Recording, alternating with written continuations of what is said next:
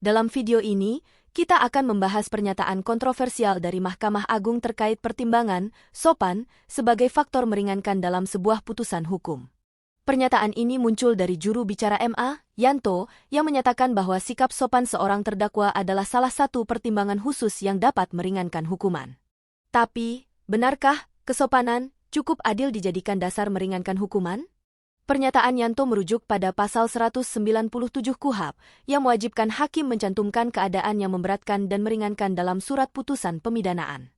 Namun, yang jadi masalah adalah alasan meringankan seperti sopan, ini seolah membuka ruang interpretasi yang subjektif dan tidak berbasis keadilan substantif. Sebagai contoh, Yanto mencontohkan pelaku kecelakaan yang menyanggupi menyekolahkan korban sebagai alasan meringankan. Ini mungkin terdengar mulia, tapi apakah ini cukup untuk mengurangi rasa keadilan bagi korban? Bagaimana dengan mereka yang tidak punya kemampuan finansial untuk membayar keadilan? Dalam konteks ini, kesopanan atau kemampuan finansial seperti yang disebut Yanto justru bisa menciptakan ketimpangan hukum. Sebab, seorang terdakwa kaya yang bisa memberikan pertimbangan khusus mungkin mendapatkan keringanan lebih besar dibanding terdakwa dari kalangan miskin. Sistem pertimbangan dalam hukum pidana Indonesia memang perlu diperbaiki. Jika hal-hal seperti sopan atau janji finansial dijadikan faktor meringankan, maka ada risiko besar bahwa hukum hanya akan menjadi milik mereka yang mampu bernegosiasi.